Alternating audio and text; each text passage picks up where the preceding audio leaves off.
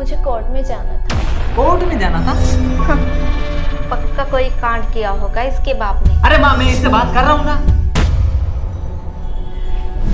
ये लो बेटा। अरे माँ, खुशी कहाँ? आप चले आई हो।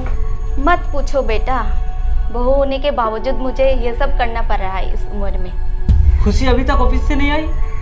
आजकल बता के कहाँ जाती है, जब देखो मायके चली जाती है। ऑफिस से आते ही निकल गई बिना बताए अपने मायके के लिए। क्या आपसे बिना पूछे चली गई? अरे बेटा, मैं होती कौन हूँ जो मुझसे पूछ कर जाएगी।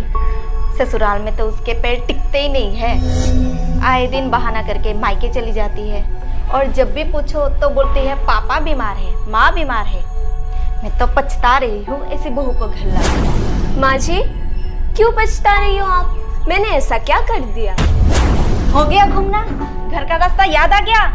माँ जी, मैं घूमने कहाँ गई थी? अचानक मेरे पापा की तबीयत कुछ ठीक नहीं था, इसलिए मैं मायके गई थी। बहू, तुम ना रोज रोज का बहाना बंद करो और एक बहाना ढूंढ लो। माँ जी, मैं बहाना कहाँ बना रही हूँ?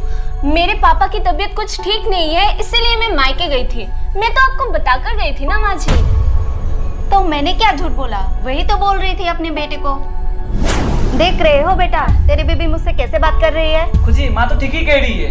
ये तुम्हारा मायके जाना कुछ ज्यादा ही हो रहा है। तुम भूल रही हो, ये तुम्हारा ससुराल है। यहाँ पर भी तुम्हारी जिम्मेदारी बनती है। ये रोज रोज मायके जाना थोड़ा बंद करो।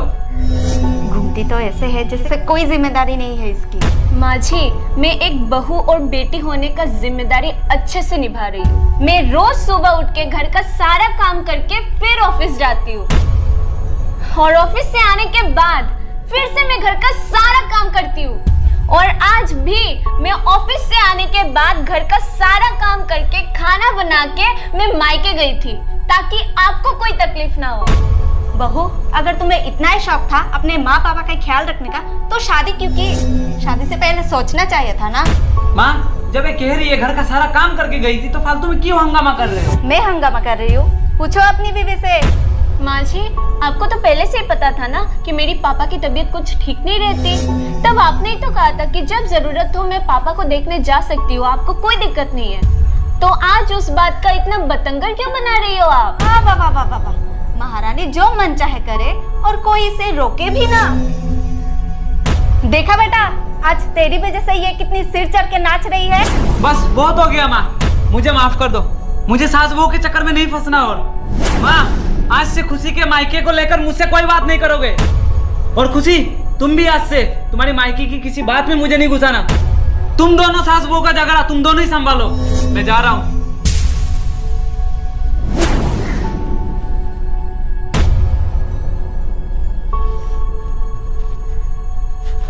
अरे खुशी, अभी तक रेडी नहीं हुई? ऑफिस नहीं है क्या आज? वो मैंने छुट्टी लिया है। क्यों? वाह, पहले तो जल्दी वापस आती थी, आज तो पूरी छुट्टी ले ली मायके में जाने के लिए। आज तो पूरे दिन रहेगी मायके में। माँ, मैं बात कर रहा हूँ ना माँ। हाँ, करो, मेरी कहाँ सुनती है। खुशी, बोलो छुट्टी क्यों ली, क्या बात है? अरे वो पापा के साथ थोड़ा काम था, बाहर जाना था। और सुनो, तुम जब ऑफिस जाओगे मुझे पापा के वहाँ छोड़ देना। क्या हुआ, पापा की तबीयत तो ठीक है ना? हाँ, वो बिल्कुल ठीक है। तो बाहर क्यों जा रहे हो? वो मुझे कोर्ट में जाना था। कोर्ट में जाना था? पक्का कोई कांड किया होगा इसके बाप ने। अरे माँ, मैं इससे बात कर रहा हूँ ना। हाँ, खुशी, करो। कोर्ट में क्यों जाना था? वो मैं 1 महीने से मायके नहीं जा रही हूँ ना, तो मेरे ताऊजी का लड़का और भाभी मेरे पापा का ख्याल रख रहे हैं। और अभी पापा की तबीयत भी बहुत सही है। जब वो इतना ख्याल रख रहे हैं तो मैंने ये डिसाइड किया है कि वहाँ का सारा प्रॉपर्टी मैं उनके नाम कर दूंगी। क्या? तुमने एक बार मुझसे पूछा भी नहीं? भूल गए? तुमने ही तो कहा था मायके के किसी बात पे तुम्हें ना घुसाओ।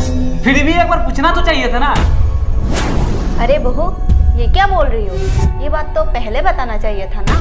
पहले बताने से मैं क्या जाने नहीं देती। माँ जी, आप तो रहने ही दो। अच्छा ये बताओ, क्या भरोसा तुम्हारे ताऊजी के लड़के का कि प्रॉपर्टी मिलने के बाद तुम्हारे पापा का ध्यान रखेगा? तुम उसकी टेंशन मत लो, मैं सब देख लूंगी। इतना बड़ा नुकसान हो गया। क्या कहा माँ जी?